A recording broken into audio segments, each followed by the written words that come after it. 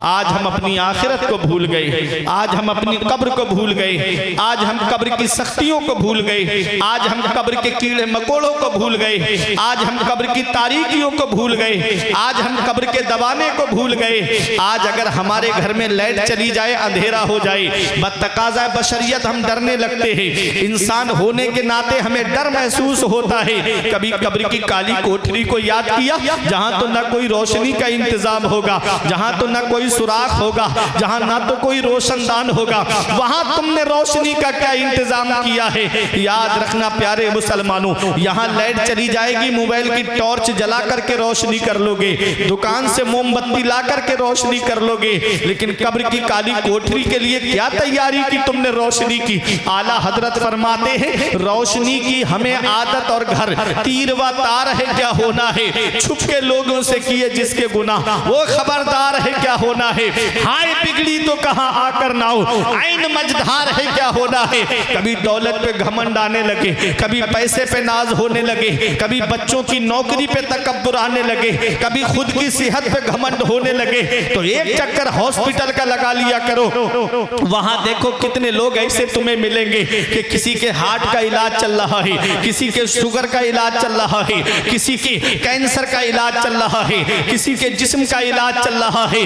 अल्लाह अकबर, अल्लाह ने तुमको जिस्म सलामत दिया है, अल्लाह ने तुमको पैर सलामत दिए हैं, अल्लाह ने तुमको आंखें सलामत अता फरमाई है, अल्लाह ने तुमको हार्ट सलामत दिया है, अल्लाह ने तुमको बेशुमार नेमतों से नवाजा है। अल्लाह का शुक्र अदा करो और ये जिंदगी इस हाल में गुजार करके जाओ कि तुम्हारी पेशानियों में सजदों की तड़प हो। जब इस दुनिया से जाओ तो तुम्हारी पेशानियां सजदों के नूर से जगमगा रही हो। इस हाल में दुनिया से मत जाना कि इधर जनाजा उठे, उधर मोहल्ले के लोग कहें एक जुआरी का जनाजा जा रहा है, एक शराबी का जनाजा जा रहा है, एक अय्याश का जनाजा जा रहा है, दूसरों का हक मारने वाले का जनाजा जा रहा है। इस हाल में दुनिया से मत जाना, इस हाल में दुनिया से जाना कि इधर जनाजा उठे, उधर इमाम साहब खड़े होके कहे गद्दारे मुस्तफा का नहीं, वफादारे मुस्तफा का जनाजा जा रहा है, आशिके मुस्तफा का जनाजा जा रहा है, गुलामे मुस्तफा का जनाजा जा रहा है। हर एक का मरना बराबर नहीं होता, हर एक का दुनिया से जाना बराबर नहीं होता। किसी के मरने पे घर वाले आंसू बहाते हैं, किसी के मरने पे बस्ती वाले आंसू बहाते हैं, किसी के मरने पे गांव वाले आंसू बहाते हैं, किसी के मरने पर उसके कस्बे वाले आंसू बहाते हैं, किसी के मरने पे शहर वाले आंसू बहाते हैं। अरे कुछ ऐसे भी अल्लाह के बंदे हैं कि जब उनके जनाजे उठते हैं तो लाखों लोगों की आंखों में आंसू होते हैं। अभी बरेली शरीफ में तुमने नहीं देखा, जब हुजूर ताजुश शरिया का जनाजा उठा, लाखों लोगों की आंखों में आंसू थे और हर आंख में आंसू, हर आंख नम होके कह रही थी कि अख्तरे कादरी खुल्द में चल दिया, अख्तरे कादरी खुल्द में चल दिया, खुल्द वाह है हर एक कादरी के लिए। नारे तकबीर। मौत का डर हमारे दिल से निकल गया, आज मौत का खौफ हमारे दिल से निकल गया। मौत, मेरे आका फरमाते हैं, ख्वाहिशों और लज्जतों को तोड़ने वाली चीज का कसरत से जिक्र किया करो। हजरत आयशा सिद्दीक़ा रजी अल्लाह ताला अन्हा उम्मुल मोमिनीन ने अर्ज किया, या रसूल अल्लाह, ख्वाहिशों और लज्जतों को तोड़ने वाली चीज क्या है। नबी फरमाते हैं, वहियल मौत, वो मौत है, मौत को कसरत से याद किया करो। मेरे आका हुजूर सल्लल्लाहु ताला अलैहि वसल्लम जब आखिरी अय्याम थे, मेरे आका इस दुनिया जाहिरी से तशरीफ ले जाने वाले थे, मौत के वक्त कितनी तकलीफ होती है वो देखो।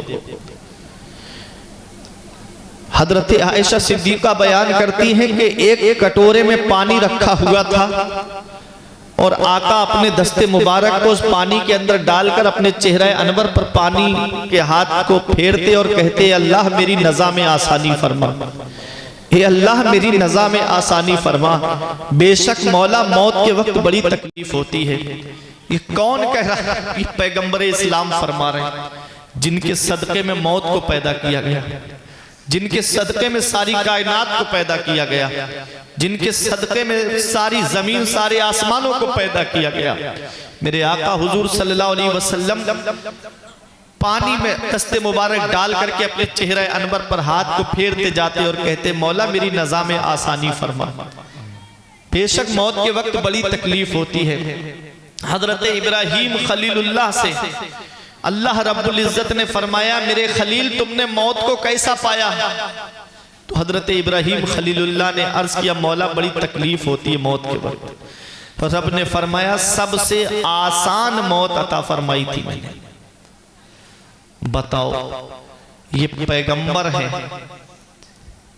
आज हमारे पास तो कोई ऐसी नेकी नजर नहीं आती सीना तान के कहीं ये नेकी जन्नत में लेके जाएगी, फिर भी मौत का डर हमारे दिल से निकल गया, फिर भी मौत का खौफ हमारे दिल से निकल गया।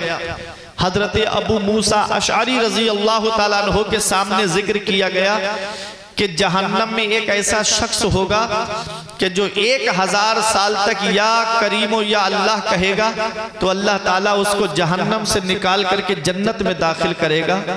तो हजरत अबू मूसा अशअरी रजी अल्लाह ताला अन्हु कहते हैं काश वो आदमी मैं होता, अल्लाह काश वो आदमी मैं होता, काश वो आदमी मैं होता। पूछा गया हुजूर वो तो जहन्नम में जाएगा, आप ऐसी बात क्यों कर रहे हैं? कहा उसके बारे में यकीनी है कि वो जहन्नम से निकाल के जन्नत में दाखिल किया जाएगा, मेरे बारे में तो अभी कोई पता नहीं। पता चला आखिरी मामला ईमान के साथ दुनिया से जाने का है।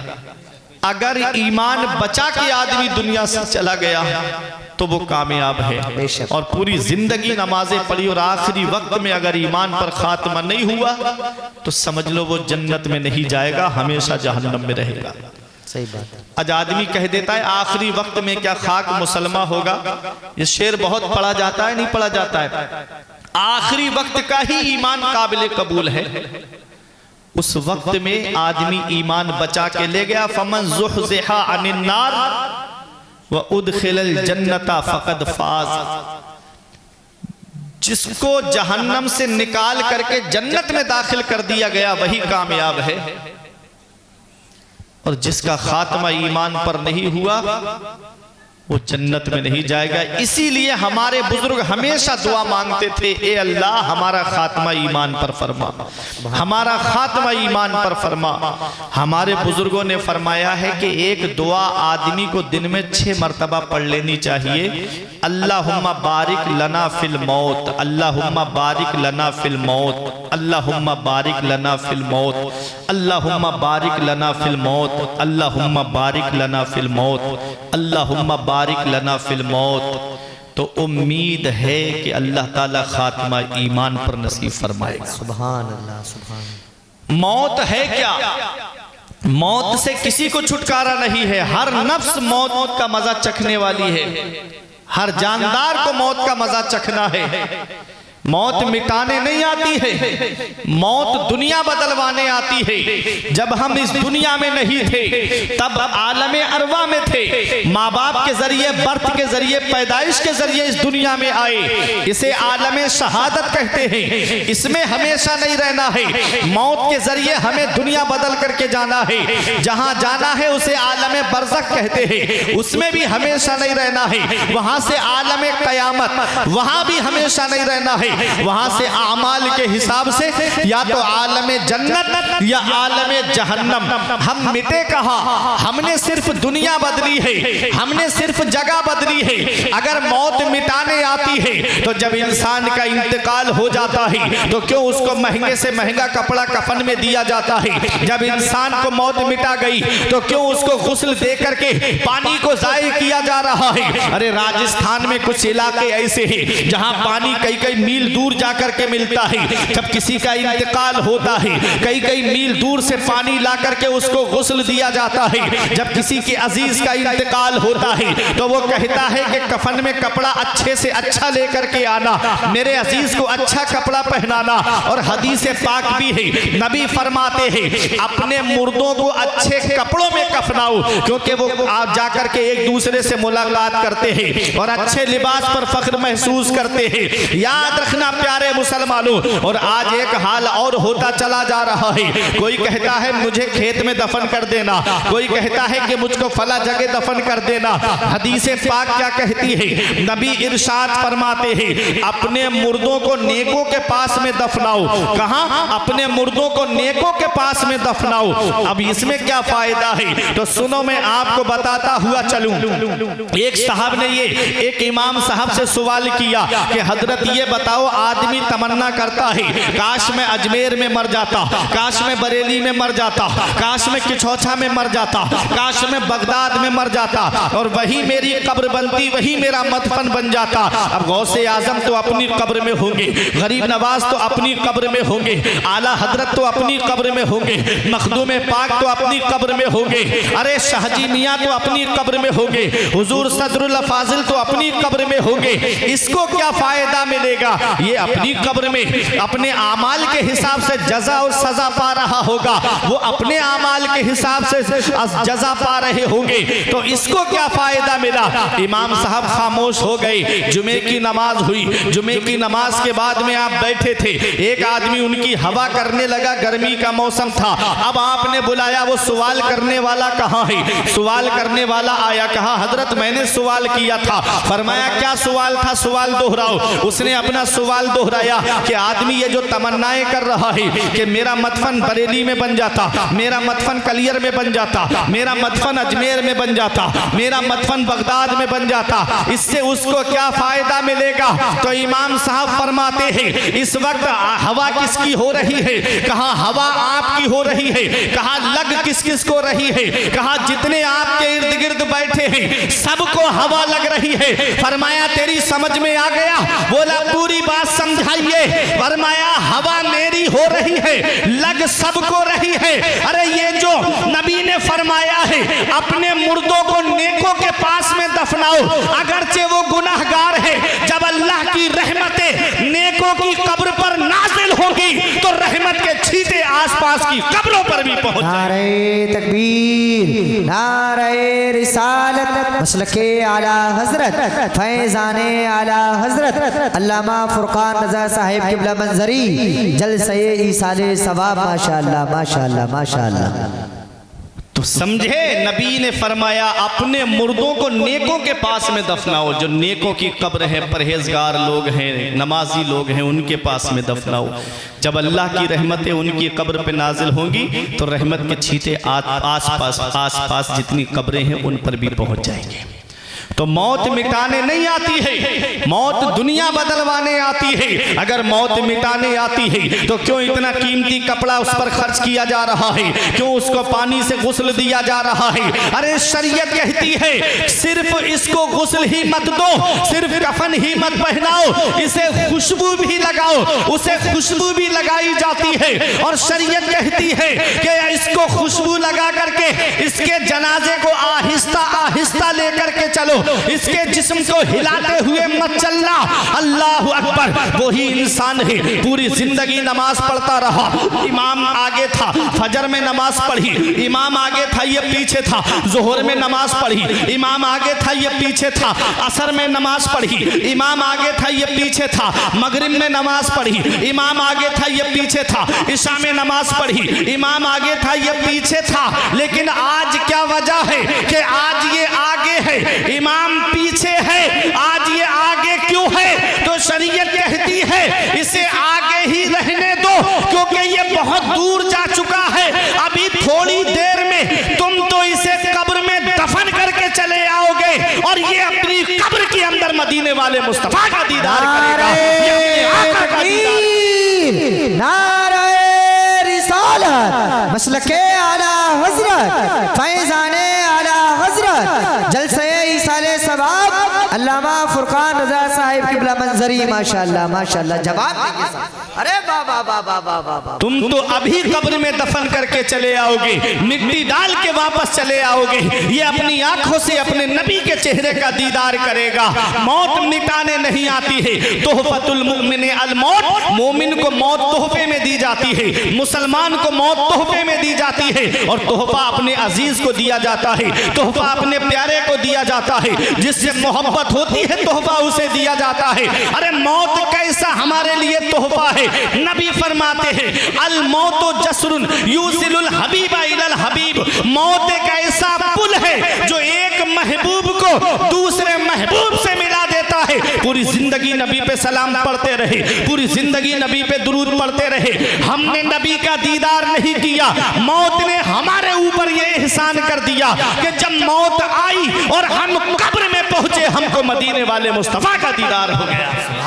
आला हजरत पुकार के कहते हैं कब्र में लहराएंगे ता हश्र चश्मे नूर के, कब्र में लहराएंगे ता हश्र चश्मे नूर के, जलवा फरमा होगी जब तलात रसूलुल्लाह की। सुभान अल्लाह, सुभान अल्लाह। कब्र में सरकार आए तो मैं कदमों पे गिरूं, जब फरिश्ते मुझे उठाएं तो मैं उनसे यूं कहूं अब तो पाए नाज से मैं ऐ फरिश्तों क्यों उठूं, मर के आया हूं यहाँ इस दिल रुबा के वास्ते। सुभान अल्लाह, सुभान। हम तो कब्र में अपने आका का दीदार करने आए हैं, हम तो कब्र में अपने नबी का चेहरा देखने के लिए आए हैं। कब्र की नींद से उठना कोई आसान न था, हम तो महशर में उन्हें देखने आए हुए हैं। लो मदीने की तजल्ली, हम तो महशर में उन्हें देखने आए हुए हैं। तो ये मौत है, मौत मिटाने नहीं आती है, मौत दुनिया बदलवाने आती है। बेशक। मोमिन के लिए दुनिया कैद खाना है और काफिरों के लिए जन्नत है। उनके लिए सब कुछ यही है, मरने के बाद इसका उल्टा है। फिर हमारे लिए जन्नत है, फिर उनके लिए जहन्नम है। नबी फरमाते हैं दुनिया में ऐसे रहो जैसे कि तुम मुसाफिर हो। जी। कहीं सफर किया है आप लोगों ने? प्रधान जी ने सफर किए हैं पहले। सफर, जब आदमी सफर पे निकलता है तो क्या वो रास्ते में खेल कूद में भी लग जाता है, मंजिल या उसे मंजिल दिखती है कि मुझे इतने वक्त अपने मंजिल पे पहुंचना है, या रास्ते में खेल तमाशे देखने में लग जाता है, उसके सामने मंजिल होती, मुझे मंजिल पे पहुंचना है। स्टेशन पे बैठा है बड़ा पैसे वाला आदमी, इतना पैसा है उस पर पूरी ट्रेन खरीद सकता है, स्टेशन खरीद सकता है। ट्रेन नहीं आई है, 1 घंटा हो गया, 2 घंटे हो गए, 3 घंटे से इंतजार कर रहा है ट्रेन का। हमने कहा परेशान क्यों होते हो, यहीं पर बिल्डिंग बना लो, यहीं पर रहने लगो। कहता है मौलाना मैं यहाँ रहने थोड़ी आया हूँ, मैं तो मुसाफिर हूँ, सफ़र करूँगा, यहाँ से ट्रेन पकड़ूंगा, मुरादाबाद से दिल्ली पहुँच जाऊँगा और दिल्ली से ट्रेन पकड़ करके मुंबई जाना है मुझको। मैं यहाँ रहने थोड़ी आया हूँ, एक मिसाल से समझा रहा हूँ, ये मुसाफिर है। कहता है कि मैं यहाँ रहने थोड़ी आया हूँ, मैं सफ़र करूँगा, यहाँ से वहाँ जाना है मुझे, वहाँ से वहाँ जाना है। नबी फरमाते हैं दुनिया में ऐसे रहो जैसे कि तुम मुसाफिर हो। हम यहाँ दुनिया में हमेशा रहने नहीं आए हैं, बेशक। चंद दिन के लिए दुनिया में आए हैं। एक शख्स ने एक बुजुर्ग से पूछा आबादी किधर रहे, आबादी का रास्ता बता दो, बस्ती का रास्ता बता दो। उन्होंने जो रास्ता बताया कहा फला रास्ते से चला जा, आबादी में पहुंच जाएगा। वो गया तो कब्रिस्तान में पहुंच गया, और जब कब्रिस्तान पहुंचा तो बहुत गुस्से में वापस आया, उन बुजुर्ग के एक थप्पड़ रसीद कर दिया। अल्लाह अकबर। कहा तुम मुझे बेवकूफ़ बनाते हो, मैंने तुमसे आबादी का रास्ता पूछा, तुमने मुझे कब्रिस्तान भेज दिया।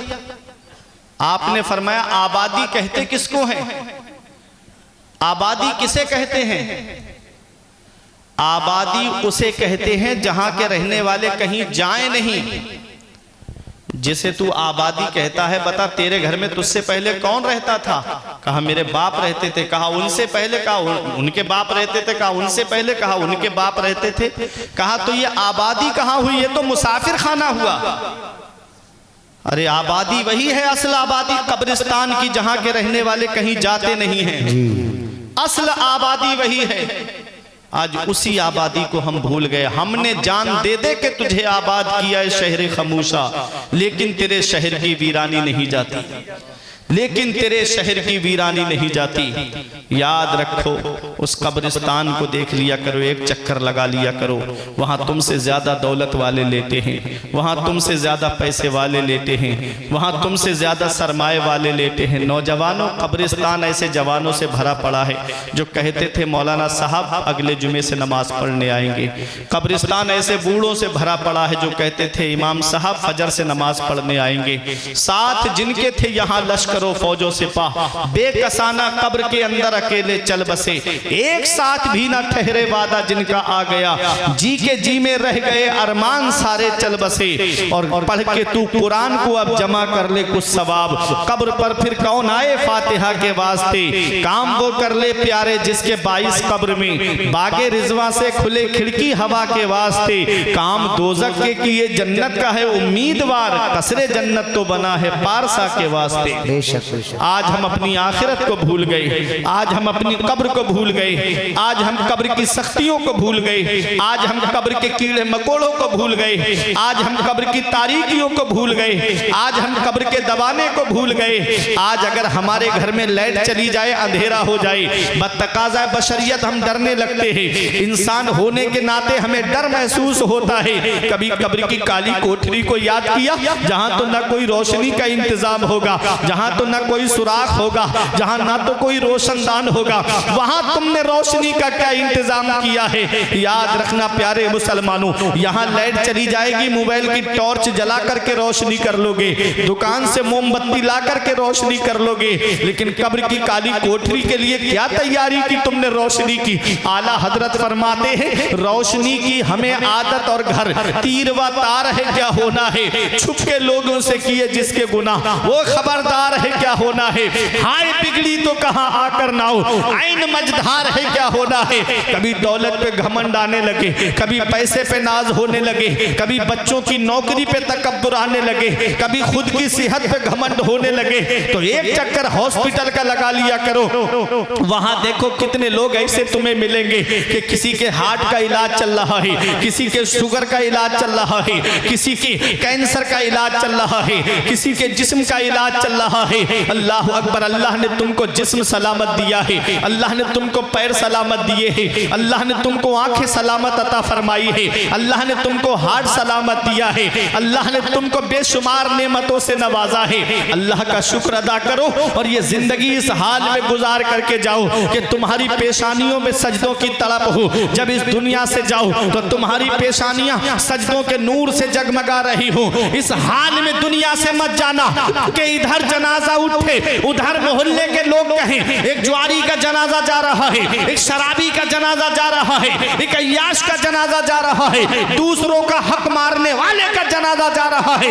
इस हाल में दुनिया से मत जाना, इस हाल में दुनिया से जाना कि इधर जनाजा उठे, उधर इमाम साहब खड़े होके कहे गद्दार मुस्तफा का नहीं वफादार मुस्तफा का जनाजा जा रहा है, आशिक मुस्तफा का जनाजा जा रहा है, गुलाम मुस्तफा का जनाजा जा रहा है। हर एक का मरना बराबर नहीं होता, हर एक का दुनिया से जाना बराबर नहीं होता। किसी के मरने पे घर वाले आंसू बहाते हैं, किसी के मरने पे बस्ती वाले आंसू बहाते हैं, किसी के मरने पे गांव वाले आंसू बहाते हैं, किसी के मरने पर उसके कस्बे वाले आंसू बहाते हैं, किसी के मरने पे शहर वाले आंसू बहाते हैं। अरे कुछ ऐसे भी अल्लाह के बंदे हैं कि जब उनके जनाजे उठते हैं तो लाखों लोगों की आंखों में आंसू होते हैं। अभी बरेली शरीफ में तुमने नहीं देखा, जब हुजूर ताजुश शरिया का जनाजा उठा लाखों लोगों की आंखों में आंसू थे और हर आंख में आंसू, हर आंख नम होके कह रही थी कि अख्तरे कादरी खुल्द में चल दिया, अख्तरे कादरी खुल्द में चल दिया, खुल्द वाह है हर एक कादरी के लिए। नारे तकबीर, नारे रिसालत, मसलके आला हजरत, फैजाने आला हजरत, फैजाने हुजूर ताजुश शरिया, जलसे ईसाले सवाब। माशाअल्लाह माशाअल्लाह माशाअल्लाह। हर एक का मरना बराबर नहीं होता, हर एक का दुनिया से जाना बराबर नहीं होता। किसी किसी के लिए आंसू बहाए जाते हैं, किसी को दुनिया याद रखती है, किसी को इलाका याद रखता है, किसी को शहर याद रखता है। इसलिए एक पैगाम दे के जा रहा हूं, इस हाल में दुनिया से जाओ कि लोग तुम्हारे मरने की खुशी खुशी ना मनाए बल्कि गम करे और हर आंख नम होकर ये कहे कि एक अच्छा इंसान दुनिया से चला गया, एक परहेजगार दुनिया से चला गया, एक मुत्तकी दुनिया से चला गया। जब इस हाल में दुनिया से जाओगे तो मेरे इमाम का शेर पढ़ा जाएगा, लहिद में इसके रुखे शह का दाग लेके चले, लहिद में इसके रुखे शह का दाग लेके चले, अंधेरी रात सुनी थी चराग लेके चले। तेरे गुलामों का नक्शे कदम है राहे खुदा, वो क्या बहक सके जो ये सुराग लेके। नारे तकबीर, नारे रिसालत, मसलके आला हजरत, फैजाने आला हजरत, कलामे आला हजरत, जलसे इसाले सवाब मौलाना मोहम्मद फुरकान रजा साहिब किबला मंजरी। माशाअल्लाह माशाअल्लाह। अच्छे काम करके दुनिया से जाओ, नेक अमल करके दुनिया से जाओ, मुत्तकी बन के दुनिया से जाओ, परहेजगार बन के दुनिया से जाओ। शौकीन भाई और उनके भाइयों ने अपने वालिद मरहूम के इसाले सवाब के लिए प्रोग्राम सजाया। मौत मिटाने नहीं आती है, मौत दुनिया बदलवाने आती है। बेशक बेशक। कयामत में सबकी मुलाकात होनी है, सब जमा होंगे कयामत के मैदान में। अपना अपना नामे आमाल तैयार रखो। हमारे बुजुर्गों ने फरमाया सबसे अक्लमंद इंसान वो है जो अपनी नेकी खुद करके जाए। सुभान अल्लाह सुभान। और सबसे बड़ा बेवकूफ इंसान वो है जो अपनी नेकी दूसरों पे डाल के जाए। अल्लाह अकबर अल्लाह। आज हमारे बुजुर्ग भी इस प्रोग्राम में बैठे हैं, एक नसीहत लेके जाओ। जिस औलाद को आज मोबाइल चलाने से फुर्सत नहीं मिलती, तुम क्या समझते हो वो तुम्हारी कब्र पे जाकर कुरान पढ़ेंगे? जिस औलाद को व्हाट्सएप देखने से फुर्सत नहीं मिलती, वो क्या तुम्हारे लिए ईसाले सवाब करेंगे? जिस औलाद को आज फेसबुक चलाने से फुर्सत नहीं मिलती, वो क्या तुम्हारी कब्र पे जाकर के कुरान पढ़ेंगे? या तो औलाद को इस हाल में छोड़कर जाओ। मेरे आका फरमाते हैं इज़ा मातल इंसान इनक़ता अन्हु अमलुहु, जब इंसान मर जाता है तो उसके नामे अमाल का रजिस्टर बंद करके रख दिया जाता है। न कोई नेकी लिखी जाएगी न कोई बुराई लिखी जाएगी, इल्ला मिन सलास, मगर तीन चीजें हैं जिसका सवाब मरने के बाद भी इंसान को मिलता रहता है। बेशक बेशक। वो तीन चीजें क्या हैं?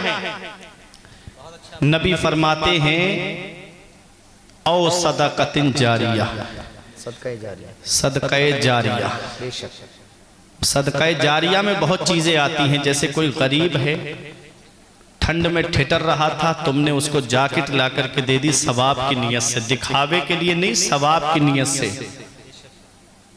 तो तुम दुनिया से चले जाओगे, इसका सवाब मरने के बाद भी अल्लाह ताला तुमको अता फरमाएगा। मस्जिद में गए, टंकी खराब हो गई, खामोशी से बाजार गए और ला करके टंकी आपने लगा दी सवाब की नीयत से, आप दुनिया से चले जाएंगे, इसका सवाब अल्लाह ताला मरने के बाद तुमको अता फरमाएगा।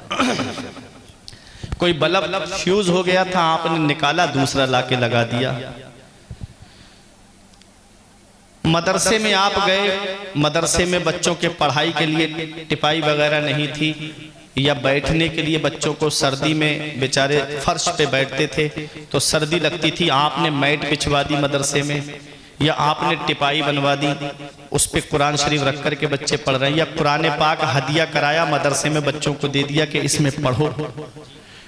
दुनिया से चले जाओगे, मरने के बाद इसका सवाब अल्लाह ताला कब्र में तुमको अता फरमाएगा। बेशक बेशक। सदका जारिया में बहुत चीजें आती हैं। कोई मेन चौराहा है, लोग गुजर रहे हैं, आ रहे हैं, जा रहे हैं, वहां पानी का इंतजाम नहीं है, आपने नल गड़वा दिया, वहां कुआं खुदवा दिया, तो उसका सवाब भी, मुसाफिर पानी पिएंगे जाएंगे, इसका सवाब अल्लाह ताला मरने के बाद तुमको कब्र में अता फरमाएगा।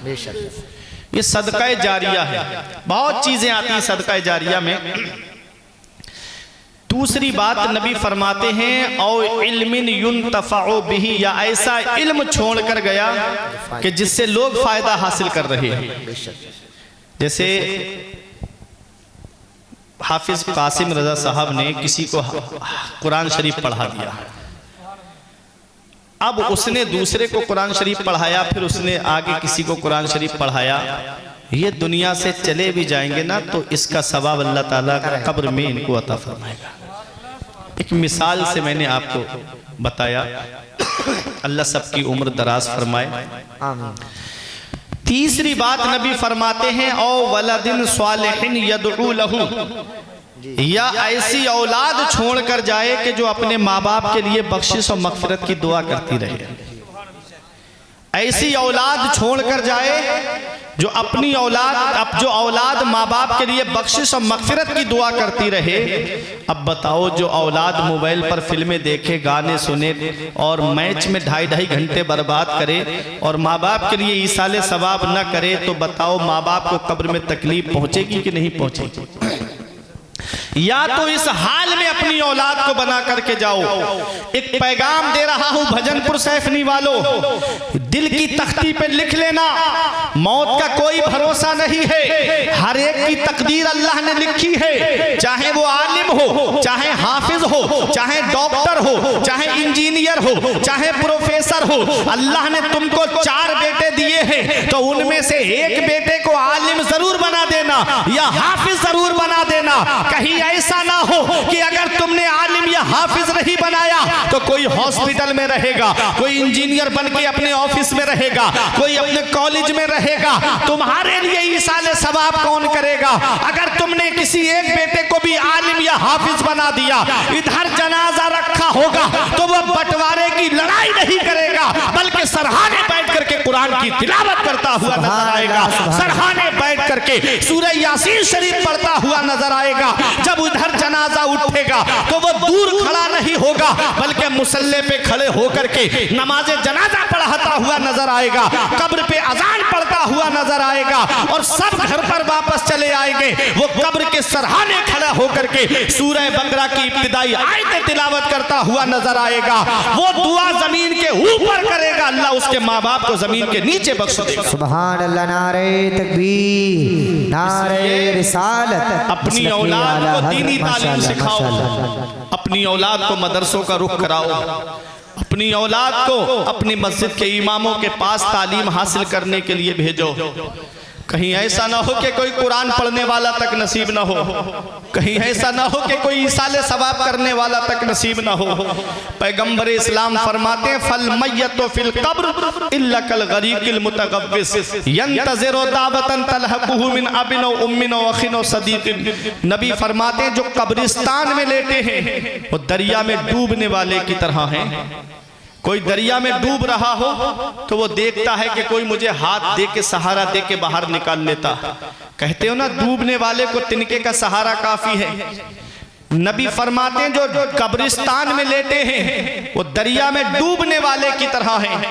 अल्लाह अकबर, वो इंतजार कर रहे हैं। यंतज़िरु दावतन तलहकुहु मिन अबिन व उम्मिन व अखिन व सदीकिन। नबी फरमाते हैं जो कब्रिस्तान में लेटे हैं वो दरिया में डूबने वाले की तरह हैं, वो इंतजार कर रहे हैं। बाप औलाद की दुआ का इंतजार कर रहा है, माँ औलाद की दुआ का इंतजार कर रही है, भाई भाई की दुआ का इंतजार कर रहा है, रिश्तेदार रिश्तेदार की दुआ का इंतजार कर रहा है, दोस्त दोस्त की दुआ का इंतजार कर रहा है। नबी फरमाते हैं जब उसके लिए ईसाले सवाब किया जाता है तो दुनिया व मा फीहा से सबसे बेहतर चीज उसके लिए वो ईसाले सवाब होता है।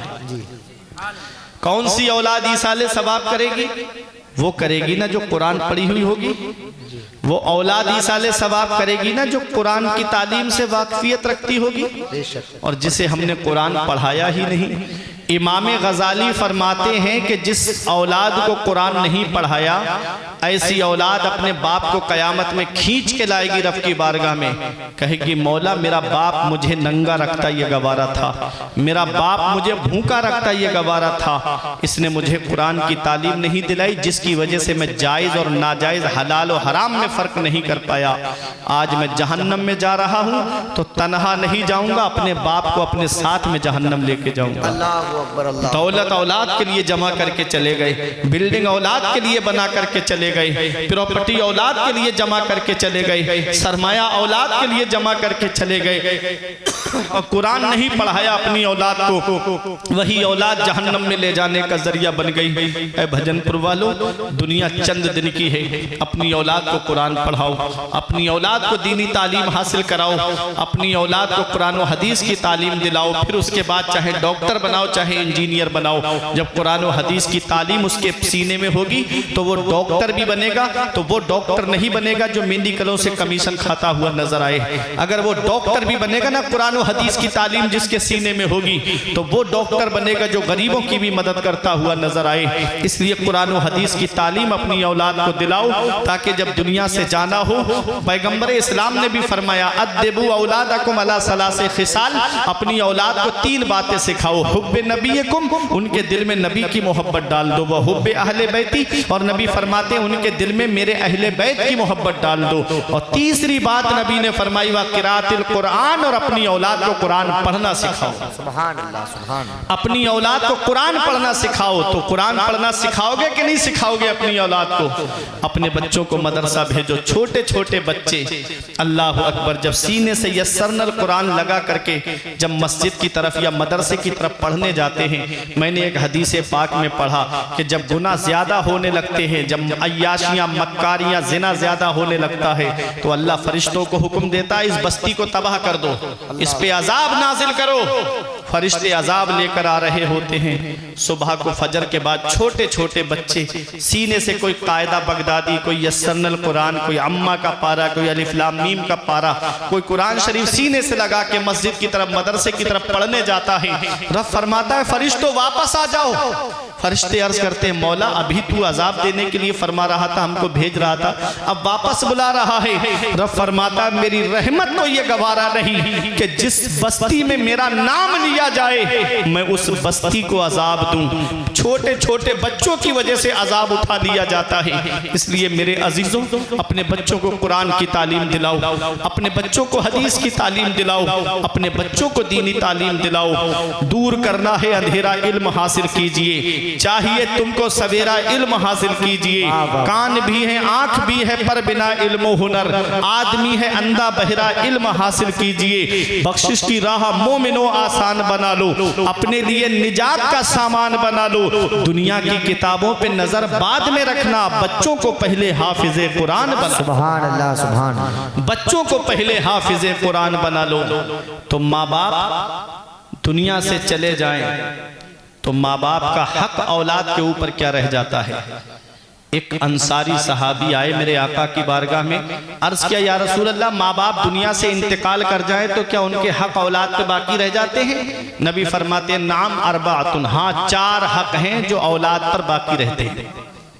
कितने? 4 हक हैं, और बाकी हक जो हैं वो इन्हीं 4 के जिम्न में आते हैं। आला हजरत ने पूरा रिसाला लिखा है वालिदैन की अजमत पर। मैं बताऊं आपको 4 हक क्या हैं औलाद के ऊपर माँ बाप के, जो उनके इंतकाल के बाद भी बाकी रह जाते हैं। नबी फरमाते हैं अस्सलातो अलैहिमा, उनकी नमाज जनाजा पढ़ना। औलाद के ऊपर यह हक है माँ बाप का कि वो अपने माँ बाप की नमाज जनाजा पढ़ें। आज कौन औलाद का हाल क्या है? हमने देखा है जायजा लेकर के, वो बाप जिसने लाखों रुपये उसकी तालीम पे खर्च किए, करोड़ों रुपये उसकी तालीम पर, पढ़ाई पर खर्च किए, जब इंतकाल का वक्त आता है तो वो बाप बिस्तर पे पैर रगड़ रहा है, कहता है बेटा सूरह यासीन शरीफ पढ़ के सुना दे। वो कहता है अब्बा मुझे तो ये भी नहीं पता है कौन से पारे में। अल्लाह बाप पैर रगड़ रगड़ करके दुनिया से चला गया। नमाज जनाजा का वक्त आया, इमाम साहब मुसल्ले इमामत पे खड़े हैं, कहते हैं इजाजत दो। तो वो ऐसी औलाद दूर खड़ी है, छोटा सा रुमाल सर पर रख के कहती है पढ़ाओ इमाम साहब नमाज जनाजा। क्या आज हक अदा किया हमने माँ बाप का? नबी ने क्या फरमाया? माँ बाप के इंतकाल के बाद औलाद पे ये हक रह जाता है माँ बाप का, अस्सलातो अलैहिमा, के वो अपने माँ बाप की नमाज जनाजा पढ़ें। एक हक। दूसरा हक नबी फरमाते हैं व इस्तिगफारो लहुमा, उनके लिए बख्शिश और मगफिरत की दुआ करते रहे। बेशक। कितने हो गए? बात मेरी समझ में आ रही है आप लोगों की? 2 हक हो गए माँ बाप के जो उनके इंतकाल के बाद भी औलाद पर बाकी रहते हैं। तीसरा हक नबी फरमाते हैं कि जो माँ बाप ने कोई अहद किया था, कोई वादा किया था और वो पूरा न कर सके, उनका इंतकाल हो गया, तो औलाद के ऊपर ये हक है माँ बाप का कि वो अपने माँ बाप के उस वादे को पूरा करें। नबी फरमाते हैं माँ बाप की जिनसे दोस्ती थी या रिश्तेदारी थी, उनके इंतकाल के बाद में उस दोस्ती को, उस रिश्तेदारी को ख़त्म ना किया जाए, बल्कि औलाद पर उनका ये हक रह जाता है कि वो उनके इंतकाल के बाद में उस रिश्ते को कायम रखे। माँ बाप की वजह से, बाप की वजह से जो रिश्ता कायम है, जैसे चचा हैं, ताऊ हैं, फूफी हैं, ये बाप की तरफ से जो रिश्ता आता है, इस रिश्ते को खत्म ना करें। अगर बाप का इंतकाल हो गया है, औलाद पर यह हक है बाप का कि वो इस रिश्ते को निभाते रहें। माँ की तरफ से जैसे खाला हैं, नाना नानी हैं, मामू हैं, ये रिश्ते खत्म नहीं करना है, बल्कि अगर माँ बाप का इंतकाल हो गया है तो औलाद पर यह माँ बाप का हक रह जाता है कि वो इन रिश्तों को आगे बढ़ाए।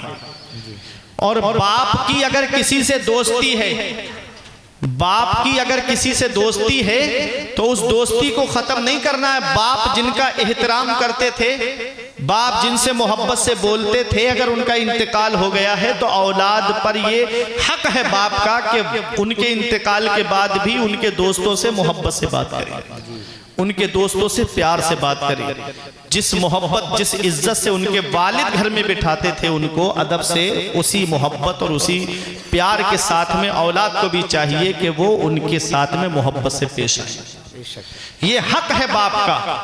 तो माँ बाप अल्लाह की बहुत बड़ी नेमत है। माँ बाप अल्लाह की बहुत बड़ी नेमत है। इसका पता हमें तब चलता है जब इनका साया हमारे सर से उड़ जाता है, जब इनकी चारपाई हमारे घर से उड़ जाती है, तब हमें एहसास होता है हम कितने बड़े साये से महरूम हो गए। तब हमें एहसास होता है कि हम कितनी बड़ी जात के साये से महरूम हो गए। हमारे बुजुर्गों ने फरमाया, बाप आंगन में लगे हुए पेड़ की तरह होता है। जब शिद्दत की गर्मी पड़ती है, जब शिद्दत की धूप पड़ती है, जब गरम गरम लू के थपेड़े होठों को खुश्क कर देते हैं, तो सबसे बेहतर और मुनासिब साया दरख्त का होता है। आदमी गर्मी में पेड़ के नीचे कुर्सी डाल के बैठे आराम मिल जाता है, गर्मी में पेड़ के नीचे चारपाई बिछा के बैठे सुकून मिल जाता है। पेड़ के पत्ते देखना दोपहर में ऊपर से गर्म होते हैं, लेकिन नीचे बैठने वाले को छांव पहुंचाते हैं, नीचे बैठने वाले को सुकून पहुंचाते हैं। हमारे बुजुर्गों ने फरमाया, बाप आंगन में लगे हुए पेड़ की तरह होता है। जिस दिन ये पेड़ आंगन से उखड़ गया, उस दिन धूप भी परेशान करेगी, गरम गरम लू के थपेड़े भी परेशान करेंगे। ऐसे या माँ बाप के साए की ना कदरी ना कर, ऐसे या माँ बाप के साए की ना कदरी ना कर। धूप काटेगी बहुत जब ये शजर गिर जाएगा। धूप कैसी भी हो साया नहीं खोने देता, धूप कैसी भी हो साया नहीं खोने देता, राह कैसी भी हो बेबस नहीं होने देता। बेच के अपना लहू चाहे वो रोटी लाए, बाप औलाद को भूखा नहीं सोने देता। बेच के अपना लहू चाहे वो रोटी लाए, बाप औलाद को भूखा नहीं सोने देता।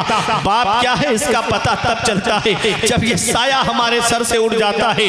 बाप कुछ ना करे, बूढ़ा बाप है, सिर्फ चारपाई पर बैठा रहे, कुछ भी ना करे, सिर्फ घर में बैठा रहे। औलाद को सहारा है कि मेरी पीठ पर मेरे बाप का हाथ रखा हुआ है, औलाद को सपोर्ट है कि मेरे सर पर मेरे वालिद का हाथ रखा हुआ है। खानदान वाले भी मोहब्बत से बात करते हैं, रिश्तेदार भी मोहब्बत से बात करते हैं, पास पड़ोस के लोग भी मोहब्बत से बात करते हैं। और जिस दिन उसकी चारपाई घर से उड़ जाती है, उस दिन कभी जमीन के बंटवारे के नाम पे लड़ाइयां शुरू, कभी घर के बंटवारे के नाम पे लड़ाइयां शुरू हो जाती है।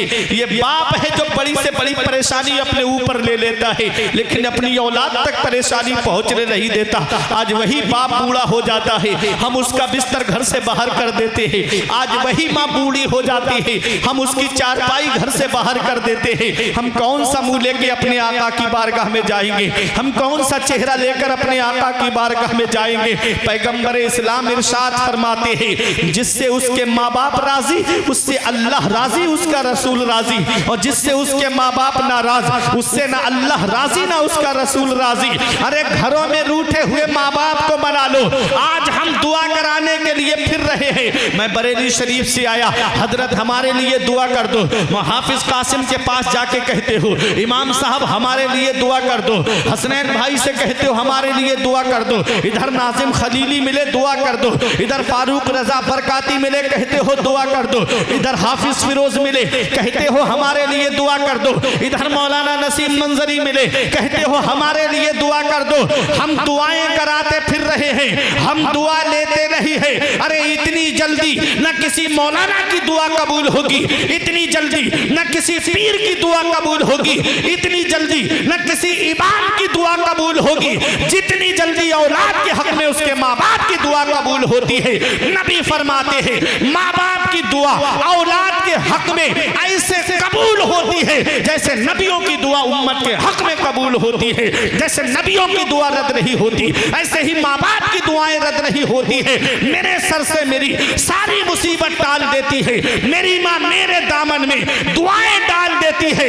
परेशान हो अंधेरों से तो जाओ माँ के कदमों में, वो जब चाहे मुकद्दर में उजाले डाल देती है। और धूप कैसी भी हो साया नहीं खोने देता, राह कैसी भी हो बेबस नहीं होने देता। बेच के अपना लहू चाहे वो रोटी लाए, बाप औलाद को भूखा नहीं सोने देता। नारे तकबीर, नारे रिसालत, मसलके आला हजरत, फैजाने आला हजरत, फैजाने औलिया इकराम। माशाअल्लाह, ये माँ बाप की दुआ है बहुत अच्छा, जो बुलंद मकाम दे देती है। ये माँ बाप की दुआएं हैं। हजरत बायजीद बुस्तामी से पूछा आपको विलायत कैसे मिली? कहते हैं माँ की दुआ की वजह से। बोलो सुभान अल्लाह। कहा कैसे? कहा एक दिन सर्दी की रात थी, बहुत सख्त सर्दी थी। मेरी माँ मेरे हाथ पर सर रख के लेटी हुई थी। माँ ने कहा बेटा मुझे पानी चाहिए। कहा जब मैं पानी लेने के लिए घर में तलाश किया पानी नहीं मिला, मैं कुएं पे पानी लेने गया। इतनी रात में सर्दी थी बहुत ज्यादा। कहते जब मैं पानी लेकर के वापस आया, कहते जब मैं पानी लेकर वापस आया माँ सो गई आराम से। कहते हैं मैंने जगाना मुनासिब नहीं समझा, कहीं माँ की नींद में खलल न पड़ जाए। मैं खड़ा रहा पानी का बर्तन लेके सरहाने पूरी रात सर्दी में। कहते इतनी सर्दी पड़ रही थी कि पानी की बूंदें मेरे हाथ पर गिर गई। जब मैंने पानी की बूंद को हटाया तो मेरे हाथ की खाल छूट गई, इतनी सर्दी थी। कहते माँ तहज्जुद के लिए उठी। माँ ने पूछा बेटा कब से खड़े हो? कहा माँ जब से तुमने सरे शाम से पानी मांगा था तभी से खड़ा हूँ। माँ की आंखें भीग गई। तड़पता है कोई बच्चा तो माँ का दिल तड़पता है, और जब माँ तड़पती है तो फिर जमजम निकलता है। माँ की आंखें भीग गई, मुसल्ला बिछाया। मेरे मौला मेरे बेटे बायजीद को विलायत में आला मकाम अता फरमा दे, मेरे बेटे को मौला तू अपना वली बना ले। बायजीद बुस्तामी कहते हैं कि अल्लाह ने मुझे माँ की दुआ की वजह से विलायत अता फरमा दी। ये माँ की दुआ है, अल्लाह बुलंद मकाम दे देता, अल्लाह बुलंद रुतबा देता है।